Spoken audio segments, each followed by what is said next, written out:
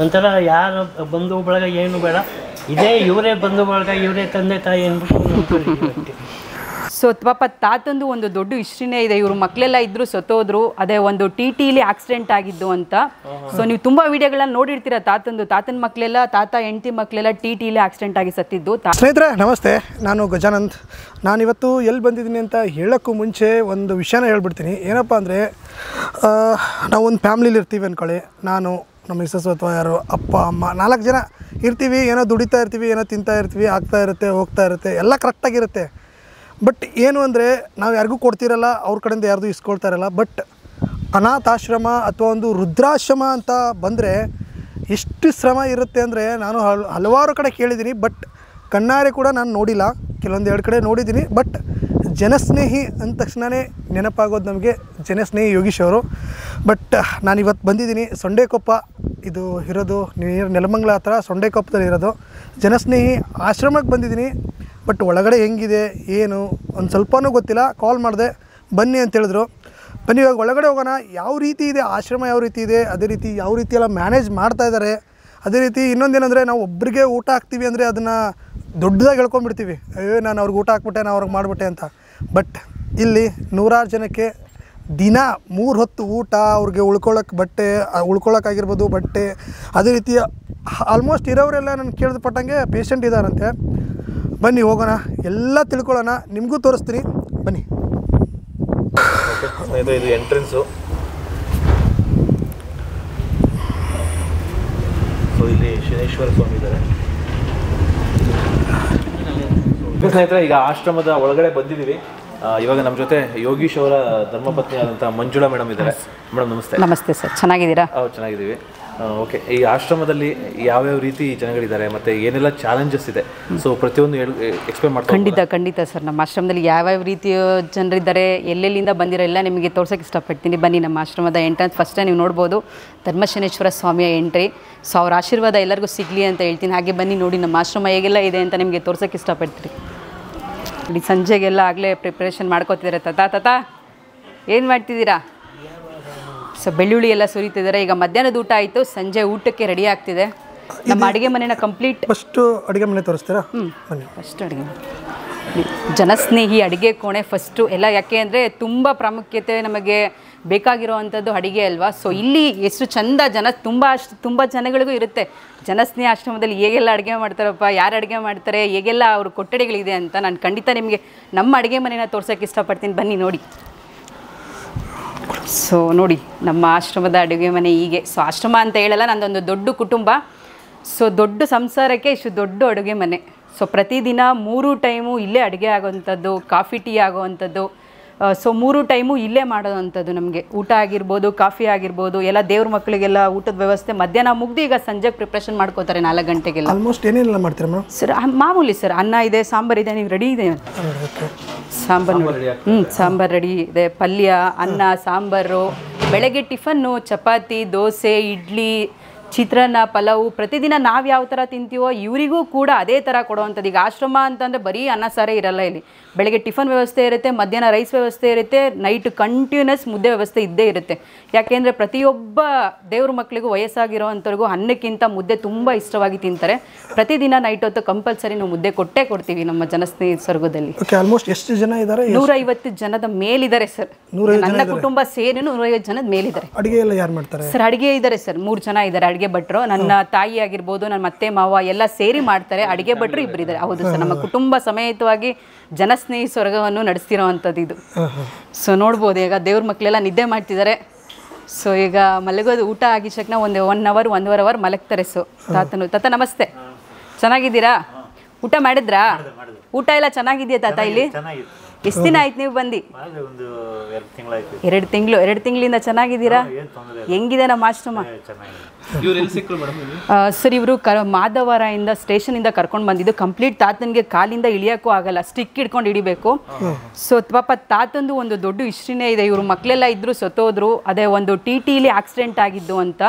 So ನೀವು ತುಂಬ ವಿಡಿಯೋಗಳನ್ನ ನೋಡಿರ್ತೀರ ತಾತನ ಮಕ್ಕಳೆಲ್ಲ, ತಾತ ಹೆಂಡತಿ ಮಕ್ಕಳೆಲ್ಲ ಟಿಲಿ ಆಕ್ಸಿಡೆಂಟ್ ಆಗಿ ಸತ್ತಿದ್ದು. ತಾತ ಒಬ್ಬರೇ ಆಚೆ ದುಡ್ದು ತಿಂತಿದ್ರಂತೆ. ಈಗ ಅವ್ರ ಕೈಲಿ ಏನೂ ಆಗಲ್ಲ ಅನ್ನೋ ಟೈಮಲ್ಲಿ ಸೊ ಇಲ್ಲಿ ಸ್ಟೇಷನ್ ಮುಖ ಅಂತ ಕರ್ಕೊಂಡು ಬಂದುಬಿಟ್ಟಿರೋದಲ್ವ ತಾತ? ನಿಮ್ಮ ಹೆಂಡತಿ ಮಕ್ಕಳೆಲ್ಲ ಹೇಗೆ ಡೆತ್ ಆಗಿತ್ತು ತಾತ? ಆಕ್ಸಿಡೆಂಟ್ ಆಯ್ತು ಟಿಟಿ ಗಾಡಿ ಬೆಳ್ಳೂರು ಕ್ರಾಸಲ್ಲಿ 11 ಜನ ಅಪ್ಸೆಟ್ ಒಂದೇ ದಿವಸ. ಓಕೆ. ನಾವು ಹೋಗೋಷ್ಟೊತ್ತಿಗೆ 11 ಜನನು ಡೆತ್ ಆಗಿದೆ. 11 ಜನನು ಹೋಗಿಲ್ಲ ಸರ್. ನಾವು ಅವಾಗ ನನ್ನ ರಾಮಯ್ಯನ ಮದುವೆ ಆಗಿತ್ತು, ರಜೆ ಕೊಡ್ಲಿಲ್ಲ ನಮ್ಗೆ, ಮದುವೆಗೆಲ್ಲ ರಜೆ ಹಾಕಿದ್ದೆ. ಅವತ್ತು ಕೆಲ್ಸಕ್ಕೆ ಹೋಗ್ಬೇಕಿತ್ತು, ಅಷ್ಟೊತ್ತಿಗೆ ಫೋನ್ ಬಂತಿತ್ತಲ್ಲ ಅಂತ ಹೋಗೋಷ್ಟೊತ್ತಿಗೆ ಒಡವೆ ಗಿಡವೆ ಎಲ್ಲ ಕಿತ್ತಿದ್ರಿ ಲೇಡೀಸ್. ಅದೆಲ್ಲ ಬೇರೆಯವ್ರು ಕಿತ್ಕೊಂಡು ಹೋಗಿದ್ರ? ಅದಾಗಿದೆ ಲೇಡೀಸ್ ಅಲ್ಲಿ ಬಿಡ್ತಾರ ಸರ್. ಅದಾಗಿದೆ 2 ವರ್ಷಕ್ಕೆ ನನಗೆ ಮಾಚೋಳಿಯಲ್ಲಿ ಆಕ್ಸಿಡೆಂಟ್ ಆಯ್ತು. ಕಾಲು ದುಡ್ಕೊಂಡು ತಿನ್ನೋರಿಗೆ ಒಂದೇನೋ ಒಂದಾಯ್ತು. ಮೇನ್ ಇಂಪಾರ್ಟೆಂಟ್ ನೋಡಿ, ತಾತನ ನೋಡಿದ್ರೆ ಯಾರಿಗೂ ಅನ್ಸಲ್ಲ ಚೆನ್ನಾಗವ್ರೆ ಬಿಡಿ ಅನ್ಬೋದು. ಬಟ್ ಅವ್ರು ಎದ್ದು ನಿಂತು ನೋಡಿದಾಗೆ ಮನುಷ್ಯರಿಗೆ ಯಾವ ರೀತಿ ಅಂತ ಕೂತ್ಕೊಂಡಿದ್ದ ಜಾಗದಲ್ಲಿ ಯಾರು ಊಹೆನೂ ಮಾಡಬೇಡಿ ಏನಪ್ಪ ಇವ್ರು ಚೆನ್ನಾಗಿರ್ತಾರೆ ಅಂತ. ಅವ್ರನ್ನ ನೋಡಿದಾಗ ಅಷ್ಟೇ, ಅವ್ರು ನಡೆದಾಡ್ಬೇಕಾರೆ ಅಷ್ಟೇ ತುಂಬ ಜನ ಗೊತ್ತಾಗೋದು ಜನಸ್ನೇಹ ಆಶ್ರಮದಲ್ಲಿ ಎಂತೆಂಥ ವ್ಯಕ್ತಿಗಳನ್ನ ಸಾಕ್ತಿದ್ದಾರೆ ಅಂತ ಕುತ್ಕೊಂಡು ಕಮೆಂಟ್ ಮಾಡೋಕ್ಕೆ ಚೆನ್ನಾಗಿ ಕಮೆಂಟ್ ಮಾಡ್ತೀರಾ ಅಂತ. ನಿಮ್ಮದು ಊರು ಯಾವುದು? ಊರು ನಿಮ್ಮದು? ನಿಮ್ಮ ಊರು ಯಾವುದು ಸರ್? ನಮ್ದು ಆ್ಯಕ್ಚುಲಿ ಮಾಗಡಿ ಹತ್ರ ಮರೂರು. ಅಲ್ಲಿ ನಿಮ್ಮದು ಮನೆ ಅಕಸ್ಮಾತ್ ನಿಮ್ಮ ರಿಲೇಷನ್ ಯಾರಿಲ್ವಾ? ಇಲ್ಲ ಸರ್, ರಿಲೇಷನ್ ಯಾರಿಲ್ವಾ? ಯಾರು ಕಾಂಟ್ಯಾಕ್ಟೇ ಇಟ್ಕೊಂಡಿಲ್ಲ ನಾನು. ಅಲ್ಲ, ಊರಲ್ಲಿ ಇದ್ದಾರಾ ಒಟ್ಟಿಗೆ? ಇರ್ಬೋದು ಸರ್, ನಾನು ಗೊತ್ತಿಲ್ಲ. ನಮ್ಮ ತಾತನ ಕಾಲದಿಂದ ಬಿಟ್ಬಿಟ್ಟಿವಿ ನಾವು. ಅವ್ರ ಇವರ ಫ್ಯಾಮಿಲಿ ಜೊತೆ ಇದ್ದಿದ್ದು, ಅವ್ರ ಫ್ಯಾಮಿಲಿ ಡೆತ್ ಆದಮೇಲೆ ಪಾಪ ತಾತನ ನಿಮಗೆ ನನಗೆ ಅಲ್ಲ ನಿಮ್ಮ ಫ್ಯಾಮಿಲಿಗಾಗಿರೋದು? ಫ್ಯಾಮಿಲಿಗಾಗಿದ್ದು ಒಂದು 7-8 ವರ್ಷ ಆಗಿರ್ಬೇಕು. 7-8 ವರ್ಷ ಮೊದಲು ನೀವು ಎಲ್ಲಿದ್ರಿ? ಇಲ್ಲೇ ಮನೆ ನಿಯರೆಸ್ಟ್ ಇಲ್ಲೇ ಬಾಡಿಗೆ ಲೀಸ್ ಹಾಕೊಂಡಿದ್ವಿ. ನನಗೆ ಅದೇ ಟೈಮ್ಗೆ ಹಾಸ್ಪಿಟ್ಲ್ ಖರ್ಚಿಗ್ಬೇಕಿತ್ತು, ಆ ಮನೆ ಬಿಡಿಸ್ಕೊಂಡು ಲೀಸ್ಗೆ ಇದ್ದಿದ್ದು. ಅದಾಗಿದ ತಕ್ಷಣ ನಮ್ಗೆ ಹಿಂಗಾಯ್ತು, ಮತ್ತು ನಮ್ಮ ಖರ್ಚು. ಈಗ ನಿಮಗೆ ಯಾರೂ ಇಲ್ಲ, ಮೊಮ್ಮಕ್ಕಳು ಯಾರು ಉಳಿದಿರ್ಲಿಲ್ಲ, ಇಡೀ ಫ್ಯಾಮಿಲಿ ಹೋಗ್ಬಿಟ್ರಾ? ಸರ್, ಸಂಬಂಧಿಕರು ಅಂತ ಇರ್ಬೋದು, ಯಾರು ನೋಡ್ಕೊಳ್ಳಲ್ಲ. ಸಂಬಂಧಿಕರು ಅಂತ ಇದ್ರೂ ನೋಡ್ಕೊಳ್ಳಲ್ಲ. ಅಸಡ್ಡೆ ನೋಡೋದ. ಏನು ಗೊತ್ತಾ ಸರ್, ಹೋದೆ ಒಂದು ದಿವಸ ಚೆನ್ನಾಗಿದ್ದಾಗಲೇ, ಅಲ್ಲೇ 4-5 ವರ್ಷದಿಂದ ಒಂದು ದಿವಸ ಹಿಂಗಿರ್ತಾರೆ ಟೀ ತಗೊಳ್ಳಿ ಗೋವಾ, ಅದಕ್ಕೆ 4 ದಿನ ಆಗಲಿ. 2ನೇ ದಿವಸ ಮಂಜ ಟವ. ನಮಗೆ ಉಪವಾಸ ಇದ್ರು ಆ ಥರ ಬೇಡ. ಇಲ್ಲಿ ಹೇಗಿದೆ? ಇಲ್ಲಿ ಹೇಗಿದೆ? ಏನು ತೊಂದರೆ ಇಲ್ಲ, ನಮ್ದೇ ನಂಗಿದೆ. ನಿಮ್ಮ ಮನೆ ಥರ ಇದ್ಬಿಟ್ಟಿರಾ? ಖಂಡಿತವಾಗಿ. ಏನು ಹೇಳ್ತೀರಾ ಯೋಗೇಶ್ ಅವರಿಗೆ ಇಂಥ ಒಳ್ಳೆ ಕೆಲಸ ಮಾಡಲಿ ಸರ್, ತುಂಬ ಜನಕ್ಕೆ ಸಹಕಾರ ಮಾಡಲಿ, ಬೆಳೆಸಲಿ. ಎಷ್ಟೋ ಜನ ಇನ್ನೂ ಕಷ್ಟದಲ್ಲಿದ್ದಾರೆ ಸರ್. ನಿಮ್ಮ ನೋಡಿದ್ರೆ ವಿದ್ಯಾವಂತ ಥರ ಕಾಣ್ತಾರೆ. ಏನು ಓದಿದ್ದೀರಾ ಸರ್? ಓದ್ಕೊಂಡಿದ್ದೀನಿ, ಓದಿದ್ದು SSLC, ಬಟ್ ಬೇರೆ ನಾಲೆಡ್ಜ್ ಕೆಲಸ ಮಾಡ್ತೀನಿ ಮಾತಾಡೋದು ನೋಡಿದಾಗ ಅನಿಸ್ತು. ಅದಕ್ಕೆ ಬೇರೆ ಬುಕ್ಗಳು ಓದಿದ್ದಾರೆ. ಸರಿ ಮೇಡಮ್, ಇಲ್ಲಿ ಎಷ್ಟು ಬೆಡ್ ಇದೆ? ಇಲ್ಲಿ ಇದೆ ಸರ್ 150 ಬೆಡ್ ಮೇಲಿದೆ. ಇನ್ನು ನೋಡಿ, ಇವರು ಆಗಿರ್ಬೋದು, ತಾತ ನಮಸ್ತೆ. ಸೊ ಹೆಂಗಿದ್ದೀರಾ ಜನಸ್ನೇಹ ಆಶ್ರಮದಲ್ಲಿ? ಸೊ ಇವ್ರು ನೋಡಿ, ಇವ್ರ ಕೈಲಾದಂಥ ಸೇವೆನೂ ಪಾಪ ದೇವ್ರ ಮಕ್ಕಳಿಗೆಲ್ಲ ಕಾಫಿ ಕೊಡೋ ವ್ಯವಸ್ಥೆನೂ ಮಾಡ್ತಾರೆ. ಸೊ ಈಗ ಬಂದಾಗ ಏನೂ ಆಗಲ್ಲಪ್ಪ, ನನಗೆ ಜೀವನನೇ ಮುಗ್ದೋಯ್ತು ಅನ್ನೋ ರೀತಿಲಿ ಇಲ್ಲಿಗೆ ಬಂದಾಗ ಭಗವಂತನ ಇಚ್ಛೆನೋ ಅವ್ರ ಶಕ್ತಿನೋ ಗೊತ್ತಿಲ್ಲ, ಇಲ್ಲಿಗೆ ಬಂದು ಸ್ವಲ್ಪ ದಿನ ಆದಮೇಲೆ ತುಂಬ ಚೆನ್ನಾಗಿದ್ದಾರೆ ಅಲ್ವಾ ತಾತ? ಆಚೆಯಿಂದ ಬಂದಾಗ ಹೆಂಗಿದ್ರಿ? ಬಂದಾಗ ಏನೂ ಇದ್ದಿಲ್ಲ, ಇಲ್ಲಿ ಬಂದಮೇಲೆ ಒಂಥರ ಶಕ್ತಿ, ಒಂಥರ ಇದು ಎಲ್ಲ ಒಳ್ಳೆ. ನಮ್ಮ ಸ್ವಂತ ತಂದೆ ತಾಯಿಗಿನ ನೀನು ನೋಡ್ಕೊಂತ. ನಿಮ್ದು ಯಾವ ಊರು ತಾತ? ನಮ್ಮದು ಇಲ್ಲಿ ಮಾಚನಾಯಕನಹಳ್ಳಿ ಅಂತ. ಮಾಚನಾಯಕನಹಳ್ಳಿ. ನಿಮಗೆ ಮಕ್ಕಳು ಹೆಂಡತಿ ಯಾರಿಲ್ವಾ? ಇಲ್ಲ, ನಮ್ಮ ಹೆಂಡತಿ ಮಕ್ಕಳು ಮದುವೆನೇ ಆಗಿಲ್ವಾ? ಆಗಿದ್ರು, 25 ವರ್ಷ ಆಯ್ತು. ತಮ್ಮದಿರವ್ರೆ, ತಮ್ಮದಿರು 7 ಜನ ಅವ್ರೆ. ತಂಗಿ ಸೇರಿ 8 ಜನ. ನಾನು ಹಿರಿಯೋನು. 13 ಜನ ಮಕ್ಕಳು ನಮ್ಮ ತಂದೆಗೆ. ನಾನೇ ಹಿರಿಯೋನು. ಅಂದರೆ ಯಾರು ಮನೆ ಬಾಗಿಲಿಗೆ ಹೋಗಲ್ಲ. ತಮ್ಮದಿರ ಮಕ್ಕಳು ಯಾರು ನಿಮ್ಮನ್ನ ಮಾತಾಡ್ಸಲ್ಲ, ಹೋಗೋದಿಲ್ಲ. ಕಾಲದಲ್ಲಿ ನಮ್ಮ ಬ್ಯಾರೆ ಮನೆ ಕಾಲ ಹಿಡಿತೀವಿ. ನಿಜ ಅದು. ಯಾಕೆ ತಾತ ಹಂಗೆ ಹೇಳ್ತೀರಾ? ಕೆಟ್ಟಂತ ಕಾಲದಲ್ಲಿ ಯಾಕೆ ಫ್ಯಾಮಿಲಿ ಮನೆಗೆ ಹೋಗ್ಬಾರ್ದು? ಈಗ ನಿಮ್ಮ ಅಣ್ಣ ತಮ್ಮನೇ ಅಲ್ವಾ ಅವರು? ಅಣ್ಣ ತಮ್ಮ ಅದನ್ನೇ ಅದು ಸರಿಯಾದ ಹೋಗಿದ್ರಾ ನಿಮ್ಮ ಅಣ್ಣನ ಮನೆಗೆ ಏನಾದರೂ? ಒಂದ್ಸಲಿ 1 ದಿವಸ 2 ದಿವಸ ಅಷ್ಟೇ. ದಿವಸಕ್ಕೆ ಕಾಲ ಬರೀತ. ಒಂದು ದಿವಸ ಇದೆ. ಮತ್ತೆ ನಿಮ್ಮ ಪಾಲಿ ಬರೋದು ಏನು ಮಾಡ್ತಾರೆ ಕೇಳ್ಬೋದಲ್ವಾ? ಅದು ಇಲ್ಲ, ನಾನು ಕೇಳಿಲ್ಲ. ಅಷ್ಟೊಂದೆಲ್ಲ ಈಗ ಪರ್ಫೆಕ್ಟಾಗಿ ಆಸ್ತಿ ಕೇಳಬೇಕು ಅಂದರೆ ನಾವು ಸ್ಟ್ರಾಂಗ್ ಆಗಿರಬೇಕು. ಈಗ ನಮಗೆ ಸ್ಟ್ರಾಂಗ್ ಇಲ್ದಿರ, ಊಟ ಇಲ್ದಿರ ಎಲ್ಲೋ ರೋಡಲ್ಲಿ ಬಿದ್ದುಬಿಟ್ಟಿದ್ದೀನಿ, ನಾನು ಕೇಳಕ್ಕೆ ಹೋಗ್ತೀನಿ ಅಂದರೆ ಅವ್ರ ಕೈಲೂ ಆಗಲ್ವಲ್ಲ ಸರ್. ಇವರ ಪರಿಸ್ಥಿತಿ ಸ್ಟಾರ್ಟಿಂಗ್ ಬಂದಾಗ ಏನೂ ಇಲ್ಲ ಅನ್ನೋ ಥರ. ನಮ್ಮ ಕಡೆ ಅನ್ನ ಹಾಕ್ರಪ್ಪ ಅಂತ ಕೇಳ್ಬೋದಲ್ಲ ಅಂತ ಹೇಳ್ಬೋದು, ಆದರೆ ಯಾರು ಸಪೋರ್ಟ್ ಇರಲ್ಲ, ಲೈಕ್ ಮಾಡಲ್ಲ. ಬೇರೆ ಮನೆಗೆ ಹೋಗ್ತೀನಿ ಇವತ್ತು, ನಮ್ಮ ಅಣ್ಣ ತಮ್ಮದಿದ್ದ ಮನೆ ಮಕ್ಳಿಗೆ ಹೋಗೋದು. ಎಷ್ಟು ದಿವಸ ಆಯ್ತು ಇಲ್ಲಿ ಬಂದು ನೀವು? ನಾನು ಬಂದು ಒಟ್ಟಿದ ಮೇಲೆ 1 ತಿಂಗಳು. ವರ್ಷದ ಮೇಲೆ 1 ತಿಂಗಳು. ಹೆಂಗಿದ್ದೀರಾ ತಾತ ಇಲ್ಲಿ? ಮೇಡಮ್ ಇವ್ರು ಹೆಂಗೆ ಸಿಕ್ಕಿದ್ದು? ಇವ್ರು ಎಲ್ಲಿ ಬಂದು? ಸರ್ ಇವರು ಸ್ಟೇಷನ್ ಮುಖಾಂತರನೇ ಸರ್ ಕರ್ಕೊಂಡು ಬಂದಿದ್ದು. ಓಕೆ. ಹಾಂ, ಸ್ಟೇಷನ್ ಮುಖಾಂತರ ಕರ್ಕೊಂಡು ಬಂದಿದ್ದು. ಪಾಪ ಸ್ಟಾರ್ಟಿಂಗ್ ಎಲ್ಲ ತಾತನಿಗೆ ನಡೆಯೋಕ್ಕೂ ಆಯ್ತಿರ್ಲಿಲ್ಲ. ಸೊ ಆ ಸ್ಟೇಜಲ್ಲಿ ಬಂದಿದ್ದು ಪಾಪ. ಈಗ ಅದ್ಭುತವಾಗಿ ದೇವ್ರ ಮಕ್ಕಳಿಗೆಲ್ಲ ಅವರೇ ಕಾಫಿ ಕೊಡ್ತಾರೆ ಅಂದರೆ ನಿಜವಾಗ್ಲೂ ಖುಷಿ ಆಗುತ್ತೆ ಅಲ್ವಾ ತಾತ? ಅವ್ರು ನೋಡಿದ್ರೆ ಇವಾಗ ಚೆನ್ನಾಗಿ ಉಣ್ಕೊಂಡು ತಿನ್ಕೊಂಡು ಓಡಾಡ್ಕೊಂಡು ಎಲ್ಲ ಚೆನ್ನಾಗಿದ್ದೀರಾ? ಪರವಾಗಿಲ್ಲ ಸರ್, ಕಾಲು ಪೇಯ್ನ್ಸ್ ಎಲ್ಲ ಇರುತ್ತೆ ಮಾಮೂಲಿ ವಯಸ್ಸಾದ್ಮೇಲೆ, ಬಟ್ ಪರವಾಗಿಲ್ಲ, ಬಂದದಕ್ಕಿಂತ ಈಗ ಪರವಾಗಿಲ್ಲ. ಈಗ ಅನಿಸ್ತದೆ ಇಲ್ಲಿ ಬಂದಮೇಲೆ ನಿಮಗೆ? ಇಲ್ಲಿಗೆ ಬಂದಮೇಲೆ ನನಗೆ ಒಂಥರ ಏನೋ ಒಂಥರ ಮೂಡು, ಒಂಥರ ಯಾರು ಬಂಧು ಬಳಗ ಏನು ಬೇಡ, ಇದೇ ಇವರೇ ಬಂಧು ಬಳಗ, ಇವರೇ ತಂದೆ ತಾಯಿ ಅಂದ್ಬಿಟ್ಟು ಖುಷಿ ಆಯ್ತು. ಏನು ಹೇಳ್ತೀರಾ ಯೋಗೇಶಣ್ಣವ್ರಿಗೆ? ಯೋಗೇಶಣ್ಣವ್ರಿಗೆ ಅವ್ರಿಗೆ ಇನ್ನೂ 1000 ಜನ ಇದು ಮಾಡ್ಕೊಂಡು ಒಂದು ಸಮಸ್ಯೆ ದೊಡ್ಡದು ಮಾಡಬೇಕು ಅಂದ್ಬಿಟ್ಟು ಒಂದು ಅವ್ರ ಹತ್ರ ಕೇಳ್ಕೊಂತ ಇದ್ದೀನಿ. ಈಗ ದೊಡ್ಡದಾಗಿ ಆಶ್ರಮ ಮಾಡಬೇಕು ಅಂತೆಲ್ಲ ಹೊರಟಿದ್ದಾರೆ. ಜನರಿಗೆ ಏನು ಹೇಳ್ತೀರಾ ನೀವು? ಜನರಿಗೆ ಏನು ಹೇಳ್ತೀರ ನಾವು ಹೇಳೋದಿಷ್ಟೇ, ಜನಗಳು ಬಂದು ಹೆಲ್ಪ್ ಮಾಡಿ ಬರಬೇಕು, ಹೆಲ್ಪ್ ಮಾಡಬೇಕು. ನಾವು ಕೈಲಾದ ಮಟ್ಟಿಗೆ ಇವಾಗ ನಾವು ಒಂದು ಗ್ಲಾಸು ಒಂದು ಅರ್ಧ ಗ್ಲಾಸ್ ನೀರು ಕೊಡಿದ್ರೆ ಅರ್ಧ ಗ್ಲಾಸ್ ಅವರು ಕೊಡಬೇಕು. ಅದೇ ನಮಗೆ ದೇವರು ಧರ್ಮ ಕಾಯ ಇದ್ದವ್ರು ಹೆಲ್ಪ್ ಮಾಡಿ ಅಂತ ಹೇಳ್ತೀರಾ? ಹೌದು. ಸರಿ ತಾತ, ಒಳ್ಳೇದಾಗಿ ನಿಮಗೆ. ಬೇರೆ ಬನ್ನಿ ಇವ್ರನ್ನ ಮಾತಾಡ್ಸೋಣ ಸರ್. ಸೊ ಹಾಗೆ ನೋಡ್ಬೋದು. ಅಣ್ಣ ನಮಸ್ತೆ, ಹೆಸ್ರಣ್ಣ?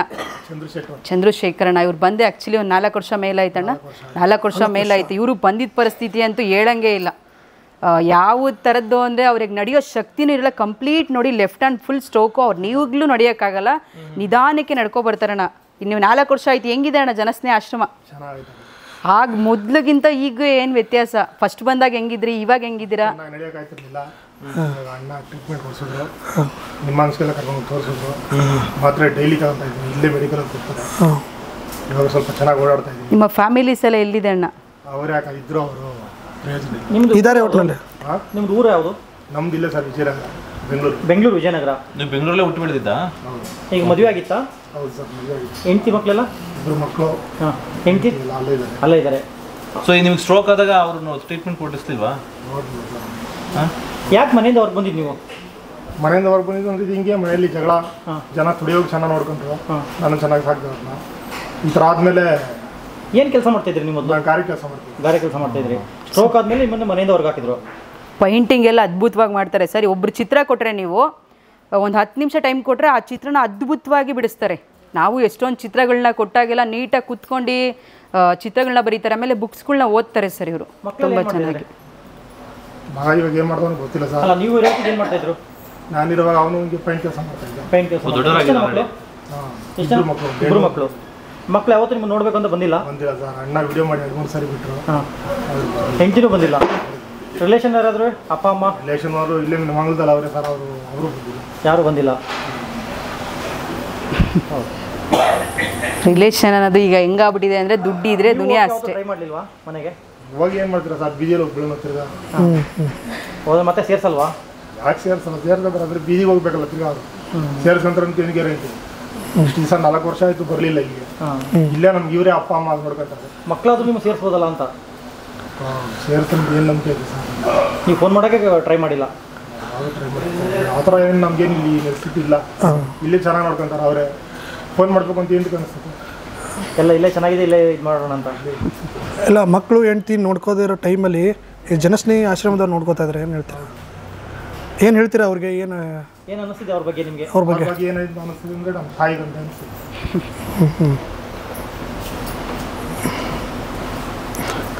ಇವಾಗ ನಡೆದಾಡ್ಬೋದಾ ಸ್ವಲ್ಪ? ಹಾಂ, ನೆನಪಾಗ್ತದೆ ಸರ್. ಈಗ ಕೋವಿಡ್ ಕಂಡು ಹಿಡಿತಿದೆ.